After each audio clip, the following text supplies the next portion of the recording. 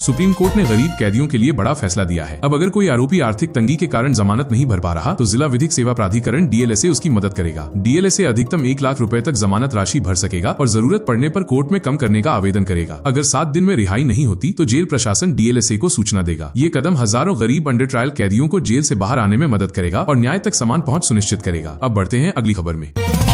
Delhi NCR में दिवाली से पहले हवा जहरीली, अक्षरधाम में AQI 426 पहुंचा, कई इलाकों में विजिबिलिटी घटी। सरकार ने लोगों से घर में रहने और मास्क पहनने की अपील की।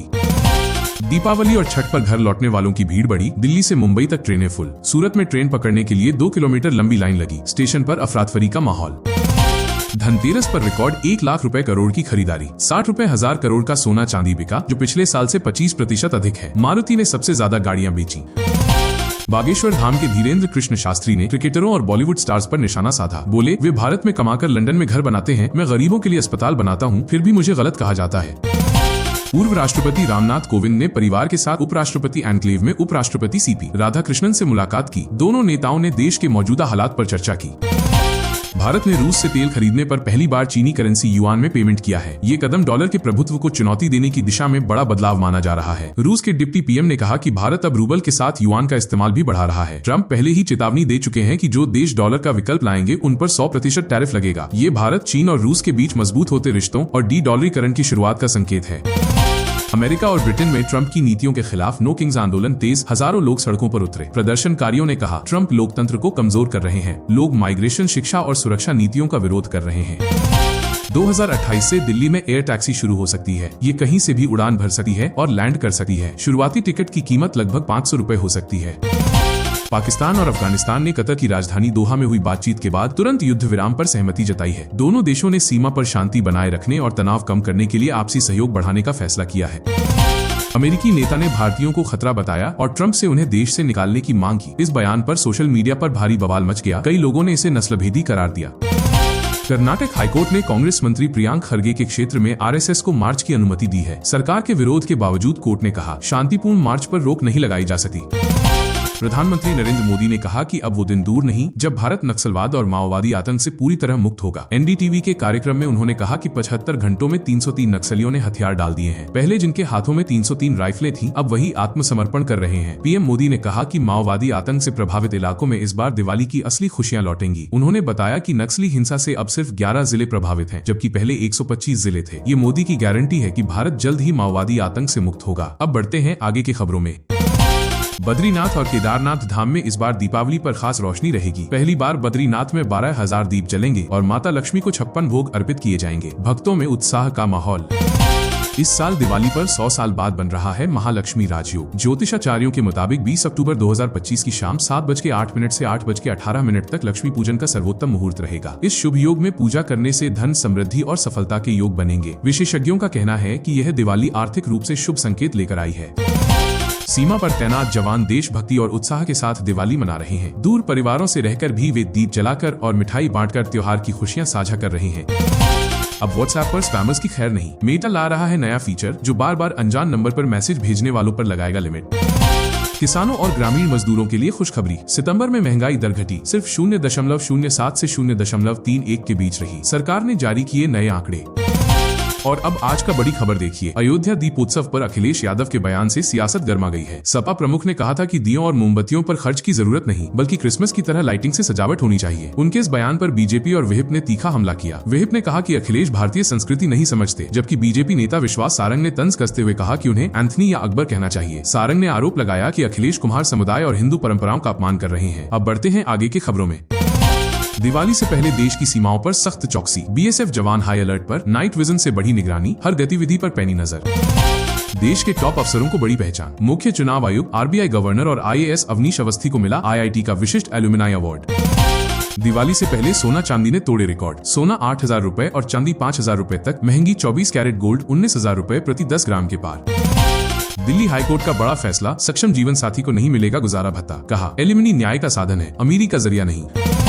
दिल्ली में बढ़ते प्रदूषण को रोकने के लिए सरकार ने GRAP एक नियम लागू किए। निर्माण कार्यों और डीजल गाड़ियों पर रोक लगाई गई। अब चलिए अगली बड़ी खबर देखते हैं।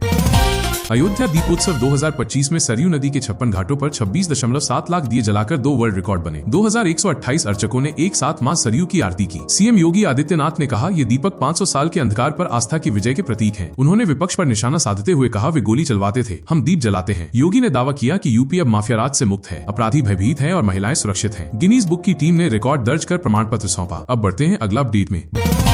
भारत अपने मिसाइल प्रोग्राम को नई ऊंचाइयों पर ले जा रहा है। डीआरडीओ की एक्स्ट्रा 2 मिसाइल अब और भी घातक बनने जा रही है, जिसकी रफ्तार 6000 किलोमीटर घंटा होगी और इसे रोकना लगभग असंभव होगा। खास बात ये कि इस प्रोजेक्ट में चीन भी भारत की मदद करेगा ताकि मिसाइल को और पावरफुल बनाया जा सके।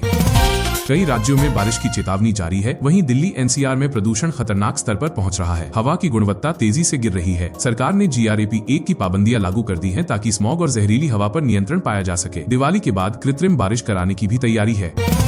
भारत 65,400 करोड़ रुपए में 1100 जेट इंजन खरीदेगा। 2035 तक IAF की नई योजना से देश की रक्षा शक्ति कई गुना बढ़ेगी। कांग्रेस ने विधानसभा चुनाव के लिए दूसरी लिस्ट जारी की, जिसमें 5 उम्मीदवारों के नाम शामिल हैं। पहली लिस्ट में 48 उम्मीदवारों के नाम पहले ही घोषित किए गए थे। भोजपुरी स्टार खेसारी लाल यादव ने किया बड़ा ऐलान। वे छपरा सीट से चुनाव लड़ेंगे। बोले, पिता का आशीर्वाद लेकर विकास के मुद्दे पर मैदान में उतर रहा हूं। जल निकासी होगी मेरी पहली प्राथमिकता। अब अगला खबर भी देखिए। RSS प्रमुख मोहन भागवत ने कहा कि प्राचीन भारतीयों ने कभी किसी देश पर विजय या धर्म परिवर्तन नहीं किया, बल्कि वे दुनिया में संस्कृति, विज्ञान और सद्भाव का संदेश लेकर गए थे। दिल्ली में आर्य युग विषय कोश के लोकार्पण समारोह में उन्होंने कहा कि भारत को भौतिक रूप से कई बार लूटा गया, लेकिन सबसे बड़ा आक्रमण मानसिक था, जिसने भारतीयों का आत्मविश्वास छीन लिया। भागवत ने कहा कि अब समय है अपनी सांस्कृतिक जड़ों को पहचानने, आत्मविश्वास लौटाने और भारत की ज्ञान परंपरा को फिर से दुनिया के सामने लाने की। अब बढ़ते हैं आगे खबरों में। लखनऊ में बसपा की राष्ट्रीय कार्यकारिणी बैठक चल रही है। पूर्व उपाध्यक्ष जयप्रकाश की पार्टी में घर वापसी तय मानी जा रही है। 2021 में उन पर चंदा घोटाले का आरोप लगा था। ICICI बैंक ने कैंसर इलाज के लिए 625 करोड़ रुपए दान किए। ये रकम नवी मुंबई के टाटा मेमोरियल सेंटर में 11 मंजिला कैंसर केयर इमारत बनाने में खर्च होगी। महाराष्ट्र में फर्जी मतदाता लिस्ट को लेकर सियासत गरमाई। राज ठाकरे ने चुनाव आयोग पर सवाल उठाए। विपक्षी दल इस मुद्दे पर बड़ी रैली करने की तैयारी में है। पंजाब की 16 साल की तन्वी शर्मा ने गुवाहाटी में हुई बैडमिंटन वर्ल्ड जूनियर चैंपियनशिप में शानदार प्रदर्शन करते हुए सिल्वर मेडल जीता। पूरे देश में तन्वी की जीत का जश्न। रोहित शर्मा ने नन्हे फैन से वादा किया कि वो 2027 वर्ल्ड कप जरूर खेलेंगे। ऑस्ट्रेलिया के खिलाफ वनडे सीरीज में वो बतौर स्पेशलिस्ट बल्लेबाज उतरेंगे। अब चलिए अगला अपडेट भी देखिए। बिहार चुनाव 2025 में महागठबंधन में सीट बंटवारे को लेकर बड़ा विवाद। RJD, कांग्रेस, CPI और VIP 7 सीटों पर आमने सामने हैं। झारखंड मुक्ति मोर्चा ने गठबंधन छोड़ 6 सीटों पर अकेले चुनाव लड़ने का ऐलान कर दिया। लालगंज, वैशाली, बछवाड़ा और बिहार शरीफ जैसी सीटों पर भी सहयोगी दलों में टकराव जारी है। VIP प्रमुख मुकेश सहनी ने उप मुख्यमंत्री पद की मांग से माहौल और गर्मा दिया है। वहीं NDA ने सभी 243 सीटों पर उम्मीदवार तय कर बढ़त बना ली है। वहीं अगला खबर देखिए। बिहार चुनाव में टिकट बंटवारे पर बवाल। मधुबन से टिकट न मिलने पर RJD नेता मदन शाह ने राबड़ी आवास के बाहर कुर्ता फाड़कर रोए। बोले, संजय यादव ने 2.7 करोड़ मांगे थे। CM योगी ने दीपावली पर प्रदेशवासियों को बधाई दी। कहा, अयोध्या का दीपोत्सव अब विश्व भर में प्रसिद्ध है। ये हमारी संस्कृति और परंपरा की उज्जवल पहचान बन गया है।